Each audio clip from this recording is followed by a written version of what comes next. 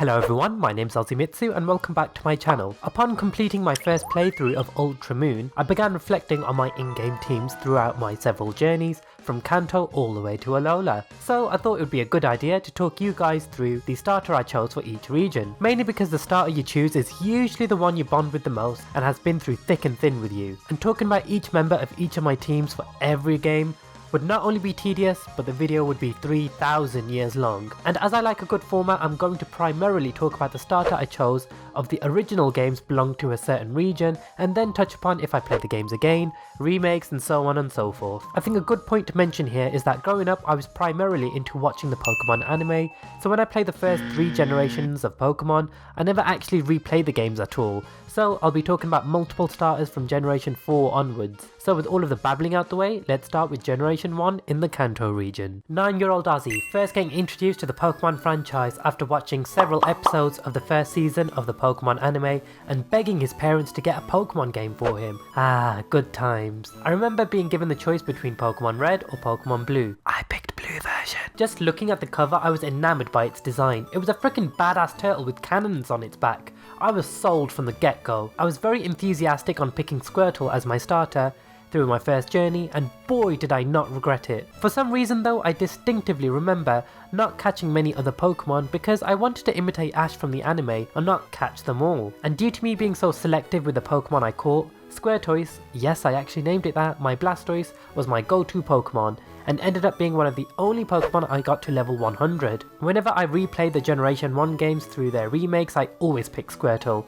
I never gave Charmander or Bulbasaur any love. I'm sorry dudes, when I was younger I aspired to be a water type trainer, so Squirtle was the starter I always gravitated towards. Moving from Kanto to Johto, funnily enough my memory for this may be a little bit inaccurate, mainly because I simply cannot remember if I played Gold version or Silver, but I'm going to guess I played Gold due to a vague memory of seeing Ho-Oh in game for the first time and being completely awestruck with its design. But without getting sidetracked, you're here to listen to which starter I chose, and as an inspiring water type trainer my eyes were set on picking Totodile. But funnily enough, I don't have many memories with Totodile growing up.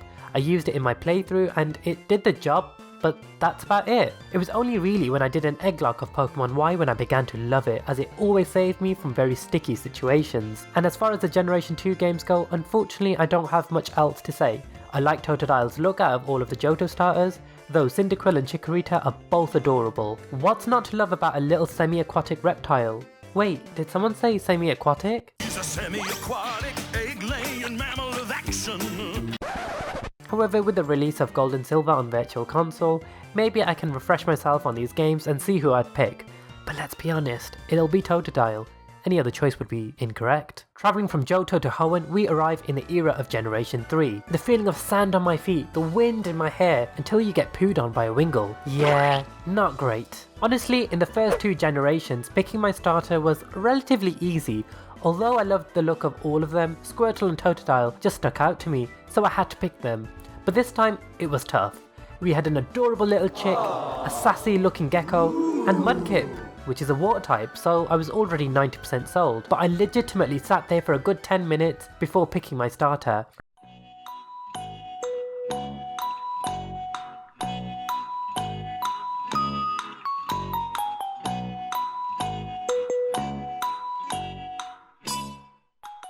Remember, this was during a time I didn't know anything about the games from any news sources, as I used to live under a rock and I was pretty late to the Generation 3 party. But back to the scene, I sat there on my bed, cross-legged, with these 3 Pocket Monsters staring at me. Which one do I go for? I told myself just select one, and if your mind tells you not to go for it, don't. So I did just that. I hovered over Treecko, and as much as I love and still do love Treecko, I didn't choose it. I hovered over Torchic, but My mind's telling me no. And instinctively went for Mudkip. My body's telling me yes. And it just felt right. I remember powering through the gyms with very little problems with this Vanquisher. I hadn't originally nicknamed my starter, but I remember when completing the game I went to Slateport City and named my Swampert Butch. Upon playing Omega Ruby I was sure to re-pick Mudkip, and I still didn't regret it. I named it Butch to pay respects to my long lost save file of Pokemon Ruby. On a more serious note though, one thing Mega Swampert did teach me was never skip leg day folks. Moving swiftly on from Hoenn to Sinnoh, we arrive in the 4th generation. Upon the release of Diamond Pearl and later on Platinum, I convinced myself I was too old for Pokemon, so I originally skipped this generation. I had no experiences at all with Sinnoh whatsoever, but so many fellow Pokefans convinced me that I cannot simply skip this generation. I think it's safe to say Generation 4 is considered the most popular and loved generation amongst the fans. That or the Sinnoh fanboys are a lot more vocal for their love of this gen than the others, but I digress. Upon being convinced, I hopped onto eBay and bought a used copy of Diamond. Funnily enough, when I received it in the mail, I received Pokemon White. It was fate. I took this as a sign and ended up buying Platinum instead. I originally chose Piplup. It was a freaking penguin, how could I not?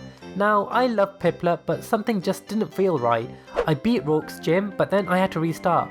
I just couldn't put my finger on it, but I wasn't enjoying the games. For some crazy reason, I decided I wanted a shiny starter, so I spent months and months soft resetting for a shiny Chimchar, and 6,343 soft resets later, there it was. I powered through the first gym as my Chimchar learned Mach Punch in the nick of time, and now her, the Infernape, is going strong as ever. I've unfortunately not gotten past the Distortion world, but that's because I'm currently soft resetting for a shiny Giratina. But I don't regret picking Chimchar so far. Although it's not actually the MVP of my team, I do rely on my Infernape a fair bit, and he does put in a lot of work, and that's all I can ask from my partner.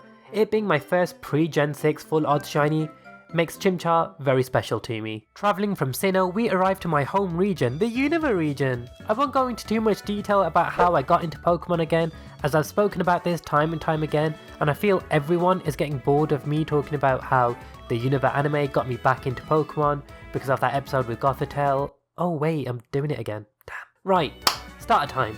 I was influenced by my love for this little guy from the black and white anime. I picked Oshawott. It was no contest. Although I love all of the Unova starters, I found Tepig adorable, and for some strange reason I really liked its curly tail, and Snivy was such a sassy badass. I was particularly fond of how smug it appeared in its official art, but Ash's Oshawott was the epitome of adorable, so I had to pick it. The cute little sea otter by my side meant nothing could stop me. Whilst I did struggle a little bit at the Striaton gym, don't judge me, it all picked up from there. I remember getting access to the TM-X at one point and being pleasantly surprised Samurott could learn it.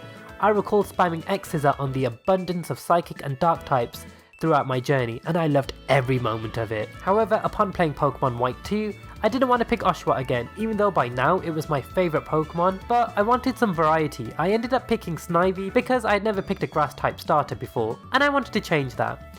Although Snivy's moveset through level up was underwhelming, the grass type moves it could learn did come in very handy, especially against Ghetsis' Seismitoad. I could not touch that thing with any of my other Pokemon on my team. It was just so gosh darn bulky. But I did give Tepig some love. I recently played Pokemon White for the millionth time, and this time picked the Fire Pig, and what can I say? It's the best firefighting starter, do not even at. Travelling from Unova, we have arrived in the beautiful Kalos region. When I took a first look at the starters, I wasn't too keen on Chespin. Froakie I thought had a very nice design, and I absolutely love Greninja. I've heard some people say they dislike its tongue scarf, but for some reason for me it adds to its appeal. And who can deny how lovable Froakie is? Even its name is cute. Its bubbling white foam was a great design choice in my opinion. It just works. Alas no, I gravitated towards Fennekin more. Growing up, one of my favourite Disney movies was The Fox and the Hound, and I love the relationship Copper had with his friend Todd the Fox, even though little did they know Copper was being trained to be a hunter dog, so could they really be friends forever? I remember rewatching that movie so many times I could never get bored of it. When I first saw Fennekin, it reminded me of that movie, and nostalgia dictates my life decisions. I picked Fennekin. I was so unoriginal that I ended up naming mine Hermione, as I was lucky enough to get a female one on my first try. My love for Fennekin grew when I discovered its evolutionary line. I've always been interested in the concept of witchcraft and magic, hence why I'm such a Potterhead. Delphox being thought to be based on witches in Japanese folklore that inherit their powers from foxes, that's pretty dang magical. And Mystical Fire is one of my favourite moves ever, so very fitting for Delphox being one of the only Pokemon other than Miss Magius to learn it. Just look at its animation, you cannot tell me that this isn't anything but astonishing. Onto the tropical region of Alola. Upon the revelation of their Generation 7 starters, I was originally Team Rowlet. It's a frickin' owl with a bow tie. It's fancy. But when I picked up my copy of Moon on midnight release, I went home with the intention of picking Rowlet, as I always had been. But when I booted up my copy, I ended up choosing Popplio. My friends always make fun of me for my reasoning, but when I discovered Poplio's evolutionary line, and that it evolves into the beauty that is Primarina, and it being a fairy type, I was sold. I didn't originally want this to be the only reason I chose it, but in the end I caved and I did just that. I didn't regret it though, as its learn set through level up was very impressive, and I was thrilled when it learnt Moonblast, again one of my favourite moves ever. It's just so pretty. Yeah, the host of poison types makes it a little bit harder for my Siren, but nothing a Psychic can't fix, ha ha ha ha, except on Alolan Muck. Muck you, man. However, for Ultra Moon I wanted to do what I did in Generation 5, pick another starter, and I did just that.